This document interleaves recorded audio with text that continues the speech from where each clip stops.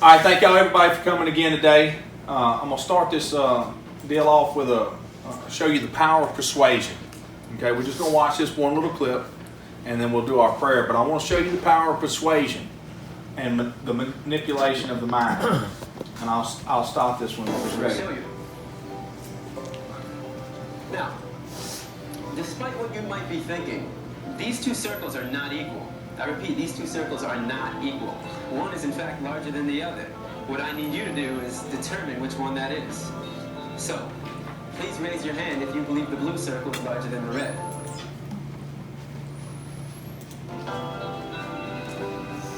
Alright. Please raise your hand if you believe the red circle is larger than the blue. Alright, very good. Now, before I said anything about these two circles, what was your first instinct? Equal, right? Because they look equal. And the reason why they look equal is because, in fact, they are equal. These two circles are identical. Yet I got just about every one of you to raise your hand and say that they're not. So what have you learned? Brandon? That you can be manipulated like that to believe in something that goes against your natural instincts. Just imagine, as a child, you're taught that the blue circle is larger than the red. If you say it enough times, you convince yourself that's the truth. If you're told the lie enough times, it becomes part of your reality. And if enough people are taught that lie, that the blue circle is larger than the red, well, now it becomes part of the culture. And if that culture then passes that misinformation along to the next generation, well, now it becomes tradition. All right. And that's all we're going to do on that. So let's bow our heads. Dear Heavenly Father, I want to thank you for bringing us together again today as we delve off into the deep and into the Word. Father, anoint this messenger with the strength and the wisdom and the discernment to tell the difference between the lie and the truth. Let your word not return unto thee void, but let it accomplish that which you please and prosper in the thing where you sent it. In your precious Son's name we pray. Amen. So in what we're going to do, I played that first. You heard what it becomes. Tradition. The traditions of men. So what we do in this study is we delve off into topics that most of our church houses don't want to talk about. And the reason why it changes over time is because as I get deeper and deeper into it, I learn more and more. And I start seeing things. We say it every week, precept upon precept, line upon line, not one jot, not one tittle. And every piece of scripture is good for instruction. Okay? So today's topic is YHVH'S, Faithless Bride. Who's the bride of Christ? We are. We are. By faith. So who's the bridegroom? Jesus and the Father. Okay, that would be. That's why you have the parable of the 10 virgins. The 5 who didn't bring their oil, they weren't ready. Okay, that's what the parable was about. Subtitle: it is becoming more and more clear why we are told that the Old Testament is just for the Jew, and we are not supposed to be worried with it. This is why they stay out of it. Okay? Because it exposes things. And we're going to get into that today. Study to show thyself approved. And look, I don't have a master's degree in theology. I don't know Hebrew. I don't know Greek. I'm self-teaching myself these things. And I have taken the responsibility of becoming a teacher. And because I have done this, I have an obligation to lead you to understand the Scriptures. That's the whole point of this Bible study, is for when you open up the Bible, it makes sense to you. And I hope you do open up the Bible, because within is the truth. Hidden right in front of our faces, just like they show us all their symbology and all their occult imagery, it's right in front of your face, the truth. Just like the truth is in the Bible, it's hidden right there in front of our faces. But because we allow the wolves in sheep clothing and the charlatans to lead us astray, we don't understand that truth. If you think this has zero bearing on your life, I promise you it has everything to do with your current living conditions. The cultural Marxists who are taking over this country, and little by little has destroyed everything good and prosperous in this country, have done it on purpose. And it is not until we turn it back around can anything ever get better.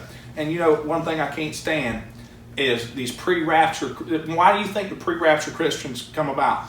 So people go, well, this world's not of mine. Yeah. I'm with the next one, and we just give up. That's the whole reason for pre-trib doctrine. People just give up. No, we are told to go forth, multiply, and what? Subdue it. We weren't called forth to lay down for anybody. 2 Timothy 2:15, studies to show thyself approved unto God, a workman that needeth not to be ashamed, rightly dividing the word of truth. And we've gone through this a million times, one of my favorite scriptures, rightly dividing the word of truth. We're going to be in Ezekiel a lot today. So first I want to give you the context of Ezekiel, what's going on in Ezekiel. Ezekiel was God's chosen man and messenger. Ezekiel proclaimed the words of God to the children of Yahuwah, the Israelites. Ezekiel was both a prophet and a priest. Ezekiel went into exile with the Israelites as decreed by King Nebuchadnezzar. This is their going back to bondage for what? Their abominations. Okay? To the city of Babylon. They go back now every time chasing after strange gods and sexual perversion. Every time sexual perversion and going after other gods, the idols, will get them right back into exile. The abomination. So I start off in Ezekiel 8, and these are just some of the things that happens. Now understand, Ezekiel's given a vision. He's in exile. He's given a vision of what's going on inside the temple. Okay? Inside the temple. The abominations. And he put forth the form of a hand and took me by the lock of my head. And the Spirit lifted me up between the earth and the heaven, and brought me in the visions of Yahuwah to Jerusalem, to the door of the inner gate. So what's happening here is he's getting a vision, the first gate. Okay, you've got the gate, then it goes higher and higher up. The higher up you get to the high priest. Okay, he's at the first gate. He brought me to the door of the court. When I looked, behold, a hole in the wall. Then said he unto me, Son of man, dig down the wall. When I had digged in the wall, behold, a door. So I went in and saw, and behold, every form of creepy thing and abominable beast, and all the idols of the house of Israel portrayed upon the wall round about. This is your bull gods, your snake gods, all your stuff, the creepy things, and the worshiping of the creature and not the creator. Okay? Gaia worship, Mother Earth. You hear people say it all the time, Mother Earth. Mother Earth is another name for the Queen of Heaven. Right. Ezekiel 8:11, there stood before them 70 men of the ancients of the house. This is the elders of house of Israel. In the midst of them stood Jezaniah, the son of Shaphan, with every man his censer in his hand, and a thick cloud of smoke went up. So each one of these, I'm going to show you what we do today that is the equivalent of what they were doing then. Okay? Through our studies, I'm proving to you that this right here is an abomination. Our God doesn't live in wood, stone, metal, gold, silver, whatever. This is the exact abomination that they're doing. Right here. Now, what you do, you study to show thyself approved. So why doesn't people talk about these things? Because it exposes them for the charlatans that they are. Okay? So here they are. They doing their little sins. All right. What was that? I forgot what that was he was doing. Well, it's the burning of the incense, but it's something. It's a ritual. Yeah, It's a ritual. In the Catholic Church, they do that. As a Catholic Church does. Catholic Church. That's right. That's Pope Francis there. Yeah. All right. So weeping for Tammuz. Now listen, I'm gonna probably hurt some, stepping on a couple toes today about the traditions of men. Just understand this. It is up for you to take it back to God and pray on it yourself. I'm just letting you know where I'm going. Okay? All right, weeping for Tammuz. He said also unto me, turn thee yet again, and thou shalt see greater abominations that they do. And he brought me to the door of the gate of Yahuwah's house, which was towards the north. And behold, there sat women weeping for Tammuz. Who is Tammuz, first off? Tammuz is the reincarnation of Nimrod. Nimrod, Semiramis, and Nimrod died. I'm going to get into it in the next slide. But you have a celebration here and across the world. It's called the 40 Days of Lent. Did you know the 40 Days of Lent is 1 day of self-sacrifice per year of Tammuz life? It is the weeping for Tammuz. That's why you put the T in the middle of your head. and it's an ash. It's for the dead. Our God is not the God of the dead. He's the God of the what? The living. Then said he unto me, Hast thou seen this, O son of man? Turn thee yet again, and thou shalt see greater abominations than these. So this is Tammuz. When Tammuz was 40 years old, he was hunting in the woods and was killed by a wild boar, a pig. That's why you eat ham on Easter. See, people don't even know why they do the traditions that they do. On Ishtar Day, even though it is against YHVH'S commandments to eat pig, he took after his father Nimrod, and that he was a mighty hunter. After Tammuz died, his mother Semiramis began a custom in Babylon called 40 days of weeping for Tammuz, where people were commanded to fast and pray for Tammuz in the underworld. They exchanged one day of pleasure in his life for each year of Tammuz's life. Today in the Roman Catholic Church, this has been renamed Lent. So let me tell you what they hide behind. And you can go do the research on this if you want to, and I advise you to. The 40 days of fasting came from Jesus Christ 40 days in the wilderness. When did he have the 40 days of fasting? Before Yom Kippur.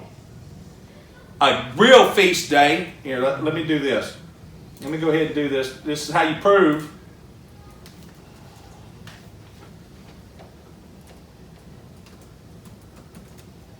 I probably spelled that wrong. There we go.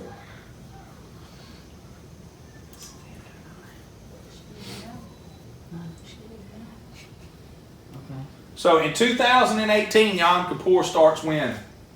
September 18th.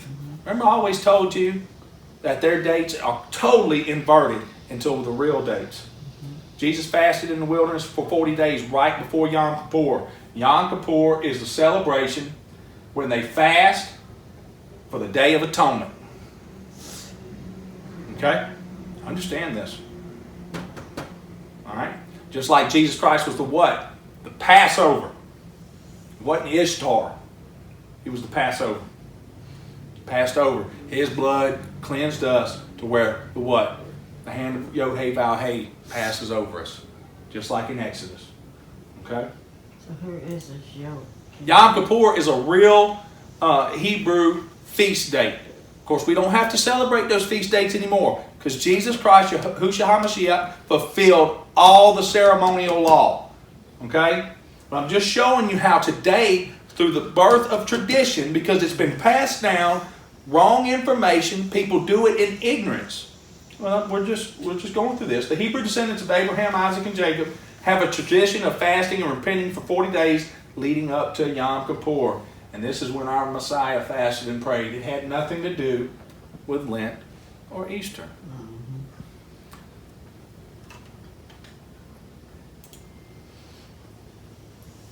Here we see YHVH, Yahuwah, condemning this practice called weeping for Tammuz, which today is called Lent.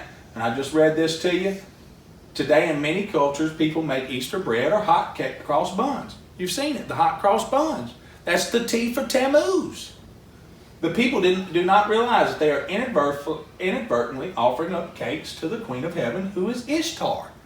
Here's Jeremiah 7:18-19. We've gone through this before, but see, as I learn more information, I can break this information down better. So I have to go through it again because I just have to. The children gather wood, and the fathers kindle the fire, and the women knead the dough to make cakes to the Queen of Heaven, and to pour out drink offerings unto other gods on Easter, that they may provoke me to anger. Do they provoke me to anger? Says YHVH. Do not they provoke themselves to the confusion of their own faces? Therefore thus says YHVH, behold, my anger and my fury shall be poured out upon this place. Always judgment leads up. So this is just bringing stuff to your mind. Now understand, this is a 3-week study that we're on, that I'm starting. Okay? Understand, I'm giving context here where we're going, because we're going really deep. And the reason why we're going deep, because this is what I'm reading about right now. So I only have a certain amount of time a week between work and studying the Bible and children. I don't have the time to read 60 different things. So whatever I'm reading on, that's where we're going. So just understand that. This is a lot of work that goes into this. Solar worship. Here we go to the next part, the next phase of Ezekiel 8. And he brought me unto the inner court of the Lord's house, and behold, at the door of the temple of the Yahuwah, between the porch and the altar, were 25 men, with their backs towards the temple of Yahuwah, and their faces toward the east. They're watching the rising sun.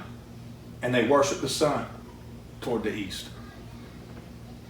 Here comes something else. Every single one of our holidays is centered around what? A solstice or an equinox. Every single one of them. Every single one of them. We are worshiping the creation and not the creator.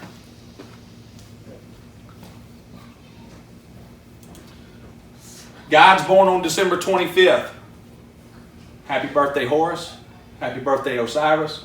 Happy birthday, Frega, Krishna, Zoroaster, Mithra, Hercules, Dionysus, Tammuz, Adonis, Hermes, Prometheus. Every single one of your solar gods was born on what? December 25th. Why? December 21st or 22nd is the death of the sun. Understand this. Please go research what I'm telling you. Please. The death of the sun is at the winter solstice. That's the lowest, that's the least amount of sunlight that you have in the entire year. 3 days later, after the death of the sun, is the rebirth of the sun. You start getting longer days and shorter nights. Understand what you're worshiping, why it's there. This is just facts. And here, just to back me up here, while I'm here, how to welcome back the sun for Yule. That's why you have a Yule log. Understand, this is Celtic, Druidic, witchcraft, magic that has been put on the people's mind. This is what you're a part of. And here they go. The ancients knew that the winter solstice was the longest night of the year, and that meant the sun was beginning its long journey back towards earth. It was a time of celebration and rejoicing, and the knowledge that soon the warm days of spring would return. The winter solstice falls around December 21st in the northern hemisphere. Then the third day later is, hey, we're welcoming the sun back. Understand what's going on. These things are hidden truths right in front of our faces, and we're given these lies and deception of what's really going on. So here in this study, you're not going to get any lies. It's up to you to take that with what you want to do. I'm not telling you can't celebrate Christmas, but understand this. Understand this. There's things in the Bible about Christmas that tell you do not be a part of it. Okay?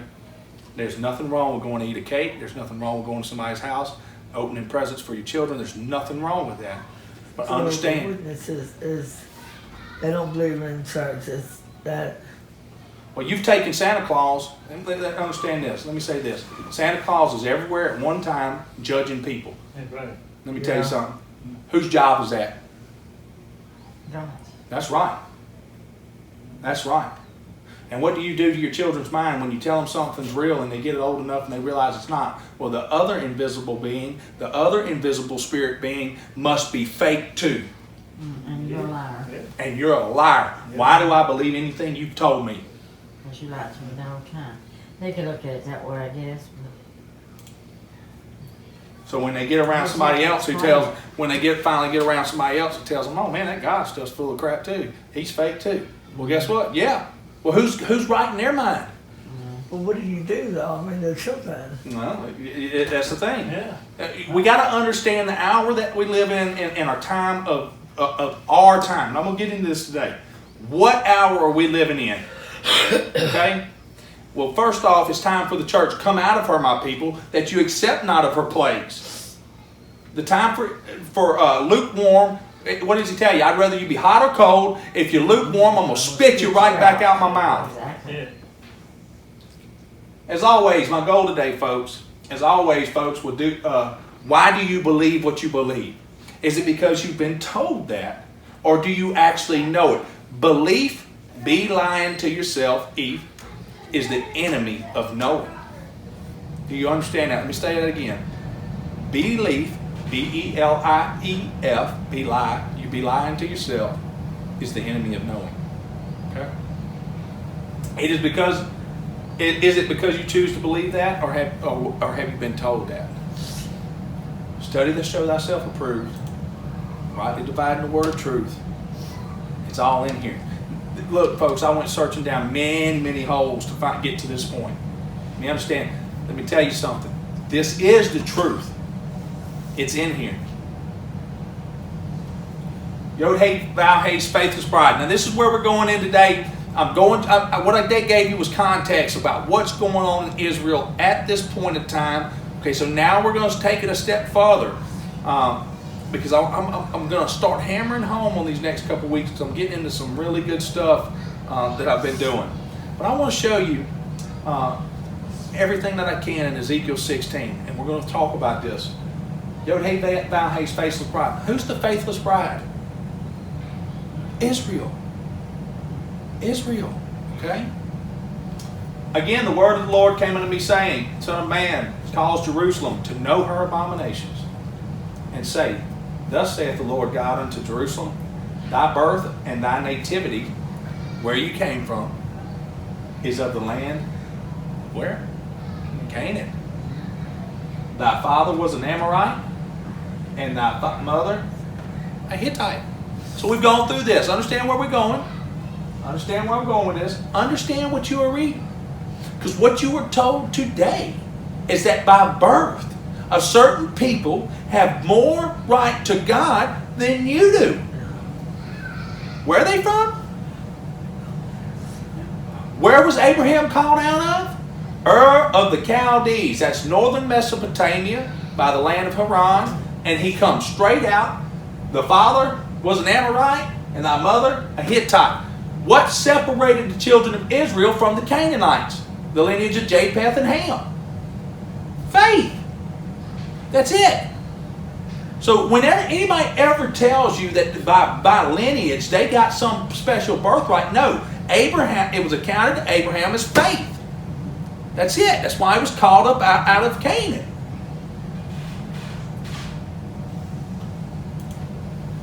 Ezekiel chapter 16.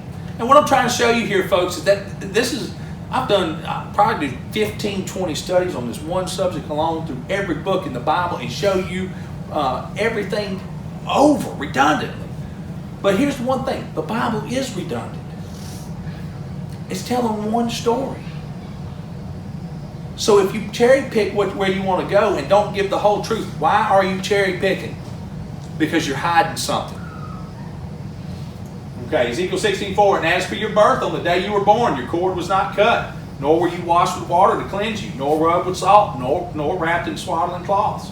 No eye pitied you to do any of these things to you out of compassion for you. But you were cast out in the open field, for you were abhorred. That means everybody else, no other nation wanted them. On the day that you were born. And when I passed by you and saw you wallowing in your blood, I said to you in your blood, live. How do you live? How do you live? We're going to get into that. I said to you, live in your blood, live. And I'm going to get into this a little bit further here in a little while. How do you live? By faith, you flourish. I made you flourish like a plant of the field, and you grew up and became tall and arrived at full adornment. Your breasts were formed and your hair had grown, yet you were naked and bare. When I passed by, you understand this. These are physical things for the finite mind to understand the infinite. That's why he puts physical things, but they're spiritual messages. How do you grow? You wean from milk on to meat. So now you're starting to look good to the Lord. You don't stink anymore. You're getting in that faith. You start walking in the path of the statutes and commandments of YHVH.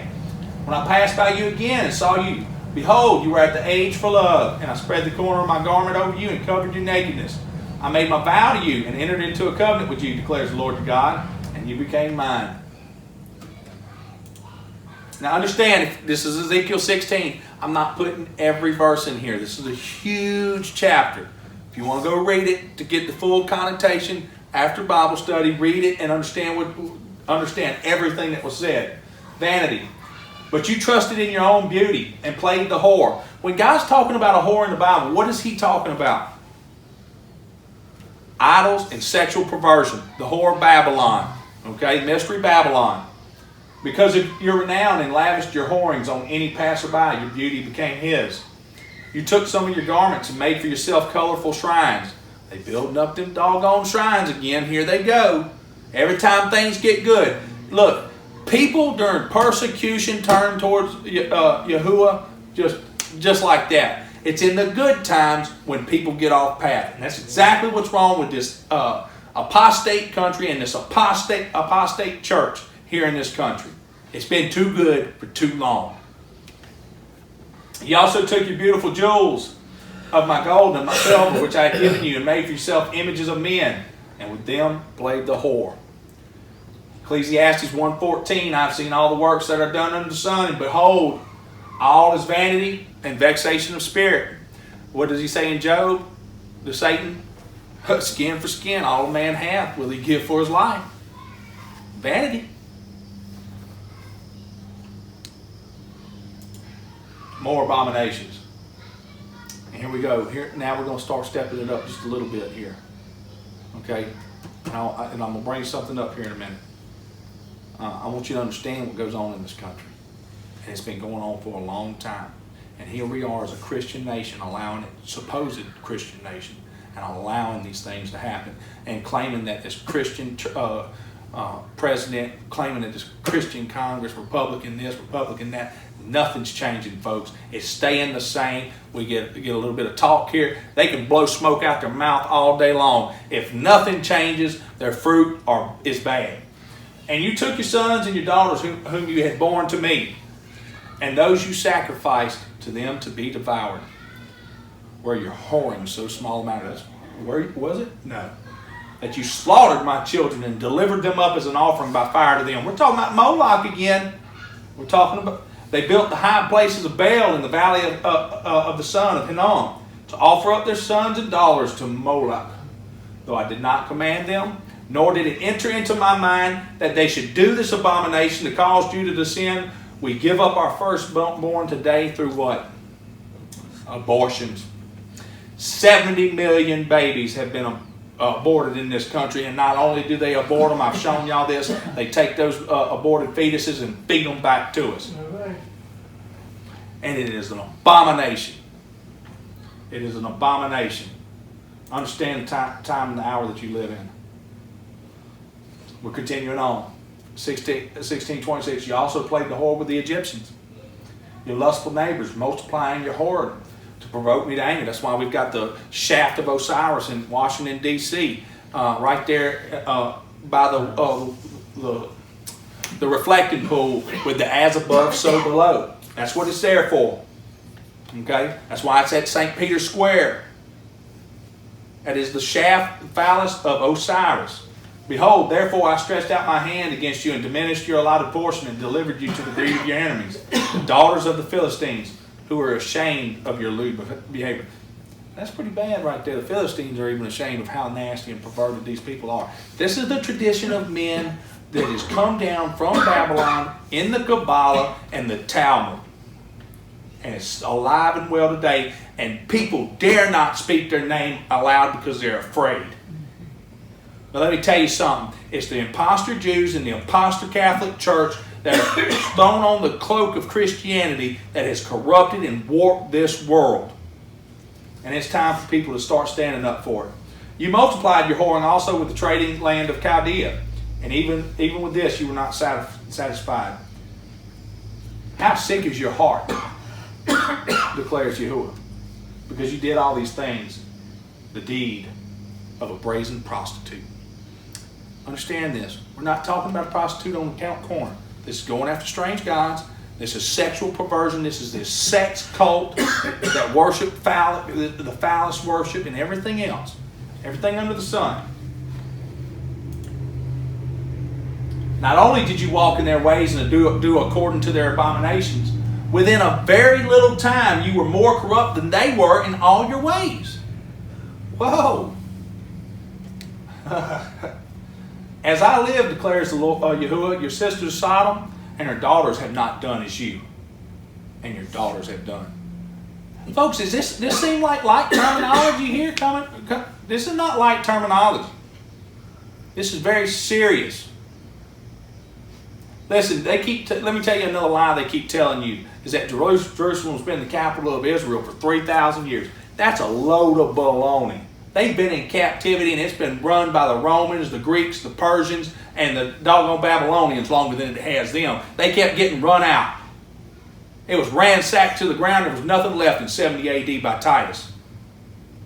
And it wasn't back until 1948. But who come back? Who stole the birthright back? Esau. Esau stole the birthright back by deception and by force. Understand this. Understand this. Understand Esau crept in unaware and took Jacob, Israel's birthright back, and has paraded around as Jacob and Israel. And they are not. They are not. Okay? As I live, declares Yahuwah, your sister Sodom and her daughters have not done as you and your daughters have done. Behold, this was the guilt of your sister Sodom. She and her daughters had pride, excess of food, and prosperous ease, but did not aid the poor and needy. Here we go again. The bread and the circus, as long as we're entertained. Entertainment, enter, inside, tame, control, meant, mind. Control of the mind. You're entertained to death. They were haughty and did an abomination before me, so I removed them when I saw it. Samaria has not committed half your sins. You have committed more abominations than they, and have made your sisters appear righteous by all the abominations that you have committed. Man, this is strong language right here. Y'all following me here? No. This is not light language. So how is this missed? It's a good question, huh? It's a good question. Because this isn't light at all. Either you can read it and understand what it says, or you skip it.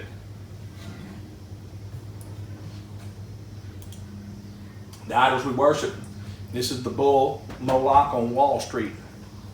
And there he is in Canaan in 1300 BCE. That's on Wall Street, downtown New York City. The bull market. Folks, this is in our everyday lives. We have been bamboozled and deceived to where we don't even recognize our enemy. And this is a sad state of affairs. This is a sad state of affairs. Y'all do know who the bull represents, right? This is the passing of their sons and daughters through the fire. The firstborn. What did God, YHVH'S say? Firstborn's mine. So why did they pass them through the fire, the firstborn? Yeah, to take away from God. Here it is. That's Moloch. Okay? That's why he's got the moon symbol on top too. That's the little sickle moon. That's why the horns do that. The horn they become corrupted with the merchants of the world. And through their use of fractional banking, usury, and criminal enterprises have corrupted the whole world. This is where we're going. Understand? This study is, I didn't go out further, but we're going 3 weeks into this. Because I'm going back. Remember the bonus scripture from last week. The curse that comes on Israel. Because we do not follow in the ways. The curse is they will lend to us and we will not lend to them. That's why we're in this debt slave system where 50% of your wages goes, you don't even know. You just pay it. And then you go to the store and another 20% of your wages goes. Folks, this is not how humanity's supposed to live. I just hate to break it to you. We're not supposed to be debt slaves. You're not supposed to go to the store and have to spend $400 to feed you for the week. Okay? Well, the reality is we've been led off path with the true nature of man is to have a garden in his yard, some cattle, some sheep or something, and live off the land free as a bird. Man, this place could be a beautiful place. But you know what I always think of that? Well, the farmers, they got to feed their families too. So that's why we get charged more. Yeah. Well, most of the local farmers have been completely taken over. Yeah. There's not a whole lot of local farming left. It's these big agricultural conglomerates going through Kraft and Johnson. Understand this: sexual perversion is the last straw. That's the last straw. That's Romans 1:26 through 28. When the men started doing that which was unnatural to the men, and God gave them over to a reprobate mind. When you are turned over to a reprobate mind, God's had enough. Okay? That is what sexual perversion is. Understand where we live, folks. We got men marrying men, women marrying women. We got kids thinking it's okay to be a coffee cup, whatever they want. I mean, heck, you got 131 different gender types on Facebook that you can claim to be. Yeah. Folks, that is disgusting. Do you understand the type of... This is cultural Marxism, folks. This is where I'm going with the study, by the way. At the end of the day, we're getting into who is behind this cultural Marxism. Okay? Who shall make war with the beast? Sure ain't the saints. The saints are laying down. Why? They'd rather feed their belly. See, this is what happens when you start talking truth. 50% of the people are going to leave because they'd rather believe the lie. Okay? That's just truth. So who sends them the strong delusion? God. He sends them the strong delusion because they'd rather believe a lie than face the truth and change themselves. Not anybody else, change themselves. Because let me tell you something. People go, how are we going to change this world? It's one person at a time. One. And I did two right there. But it's one. And on her forehead was written a name of mystery, Babylon the Great, mother of prostitutes and of earth's abominations. And I saw the woman drunk with the blood of the saints, the blood of the martyrs of Jesus. When I saw her, Turn it down. I marveled greatly. My people have been lost sheep, and their shepherds have led them astray, turning them away on the mountains. What's the mountain in prophecy? That's the kingdom. It's the kingdom. They've lost the mountain, and they've gone to a hill. They have forgotten their fold. It's by the idle shepherds that are not warning the flock. But here's the problem. Why does anyone, trust their salvation to someone else? This is the eternal. Mm-hmm. Do you understand that? Do you really? Because I don't think we do anymore. I don't think we understand the true ramifications of our decisions. Because if we did, we'd know what it's on us. It's on each individual. The hammer and the sickle. Where did it come from? Judaism. Judaism is communism. That's from Rabbi Winter. Internationalism, the universal brotherhood of man, the emancipation of the working class in human society. It is with these spiritual weapons that the Jews will conquer the world and the human race. The races and the nations will cheerfully submit to the spiritual power of Judaism, and we all will become Jews. Rabbi Harry Walters. Here we go again. This is another quote by this cultural Marxist.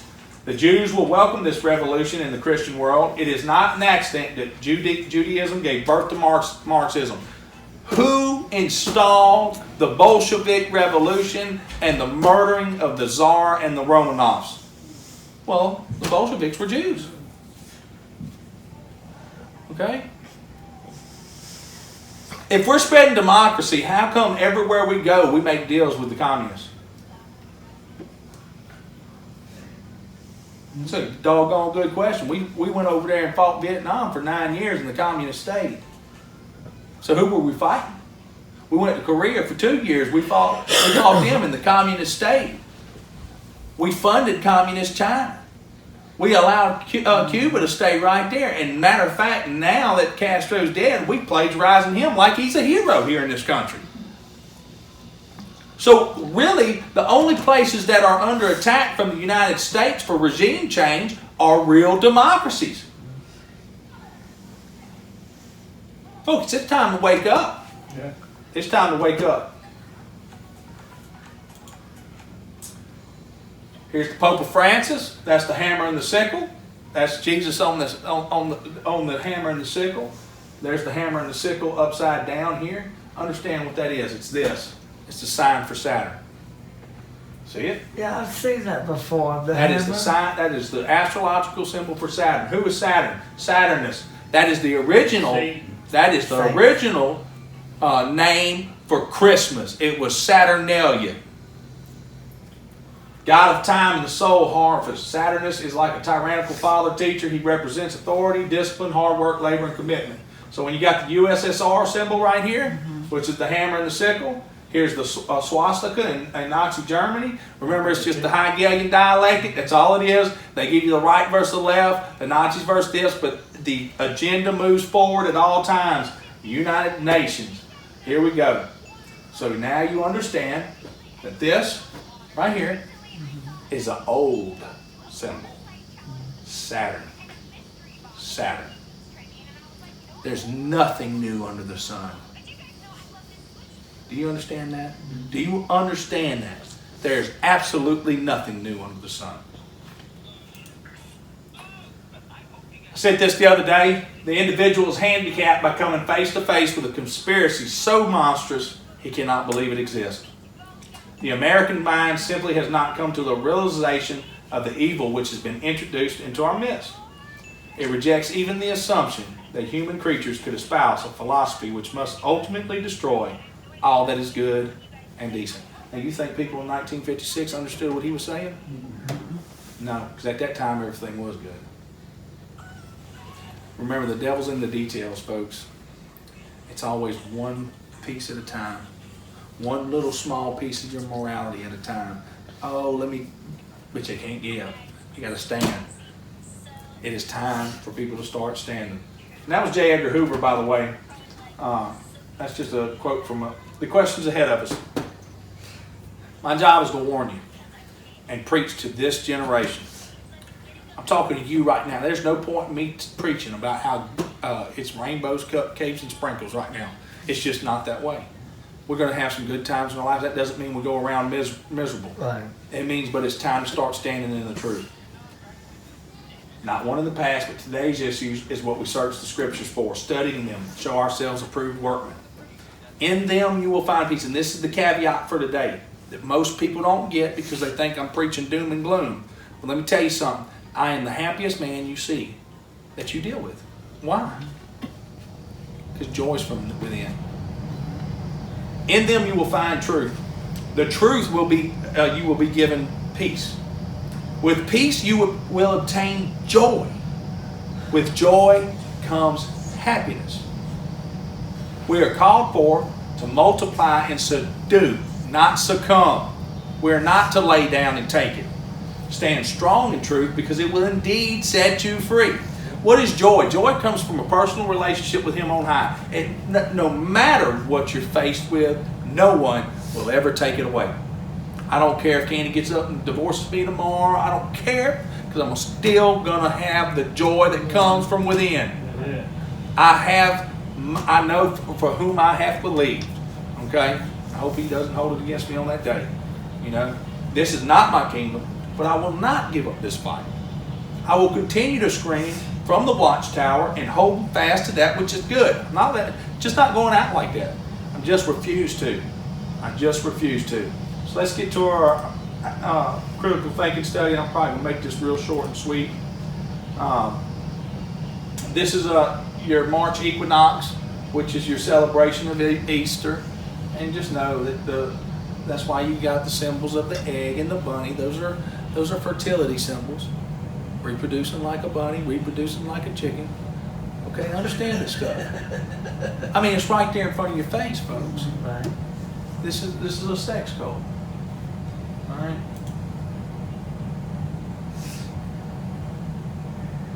This is another one. Some may call it communism, but I call it what it is. Judaism. Rabbi Stephen Wise. The American Bulletin, May 5th, 1935. That's the hammer and sickle inside. Understand. All right, this is more modern. This is 5 of Oveda Yosef's most controversial quotations. And he just died. He was a high-ranking Talmudic scholar. Okay. The 6 million Holocaust victims were reincarnations of the souls of sinners, people who transgressed and did all sorts of things which should not be done. They have been reincarnated in order to atone. First off, the Holocaust is a holocaust. There weren't even 6 million Jews on earth at that time. There's a reason they pull that 6 million number, and I may get into it. This is why he's saying it wasn't the Jews that really died. It was reincarnated bad souls, people they hated. Hurricane Katrina as divine punishment. There was a tsunami and there are terrible natural disasters because there isn't enough Torah study. Black people reside there. Blacks will study the Torah. Let's bring a tsunami and drown them. Let's understand what this is, the kind of guy this is. Hundreds of thousands remain homeless. Tens of thousands have been killed. All this because they have no God. I'd like to know which God he serves. The purpose of Gentiles. Goyim were born only to serve us. Without that, they have no place in the world, only to serve the people of Israel. Hey folks, does that sound like somebody you want to be in bed with? Huh? And it just goes on and on. Why are Gentiles needed? They will work, they will plow, they will reap. We will sit like an effendi and eat. This is why Gentiles were created. You still think Israel first?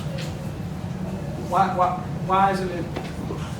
And here it goes. He quotes those evildoers, the Arabs. It says in the Talmud that God is sorry he ever created those sons of Ishmael. Did he ever say that in the Bible? No, because everybody can be called back to him. This is the most disgusting book on earth, collection of books on earth right there. Let me tell you something. These are not Torah-following, Bible-believing Christians. Yet it's time for you to get that out of your head. It's just not the truth. I'm not going to play that. Some that are. There are some. Here, this is where we're going with this. I want y'all to see this. This is the real interview. This is going to be Bibi Netanyahu, which is the Prime Minister of Israel, with Shabbat Lubavitch.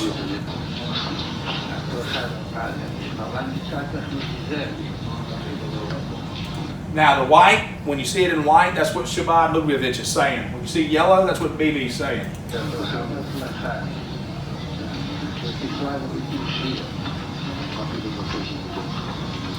Pay attention to the body language. Who's submitting to who? He's submitting to him. That's right. That's right. Pay attention to the. Look who's begging blessing for asking for blessing.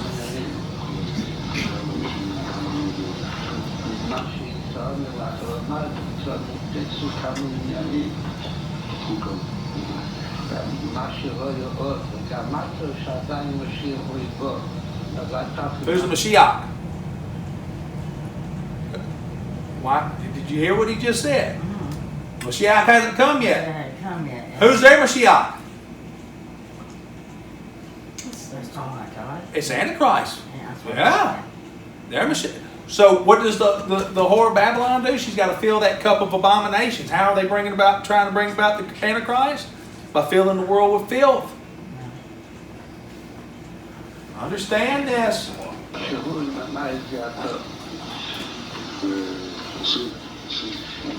הכלים שהם מספיק, שהיום כבר כמה שעות בגיל עדיין לטוב, אבל יש עוד כמה שעות, אבל יש משתדלים גם היום, בצורה טובה. No, he just submits. Shabbat Lubavitch. And I'm going to tie this in even further. I tied this in last week with Donald Trump and the Shabbat sect. It's the most powerful sect of Judaism. Okay? Yeah, I'll have to second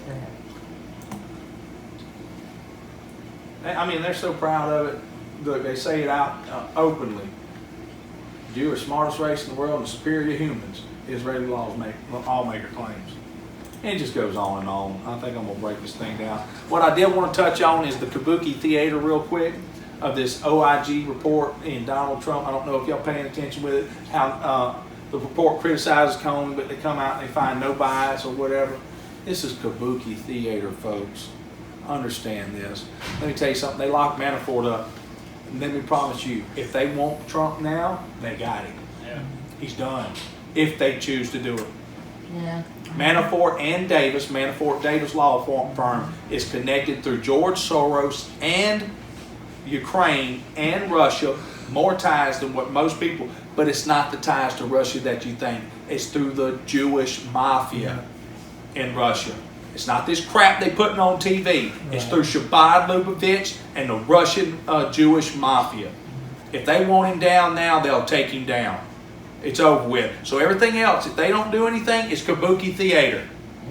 Because look, let me tell you something. Mueller, Rudy Giuliani, Horowitz, Michael Chertoff, all these dual Israeli citizens, they're part of 9/11. They ain't going nowhere. And I'm going to get into that one day too. But let's bow our heads, break this thing up. Dear Heavenly Father, I want to thank you for bringing us together again today. Lord, let this message fall on good ground. Let it open the hearts and the minds of the people, and it grow forth and bring great fruit. Father, I know these are hard talks. These are hard messages. But Lord, give us strength and give us peace as we move forward in these times ahead. In your precious Son's name we pray all these things. Amen. Amen.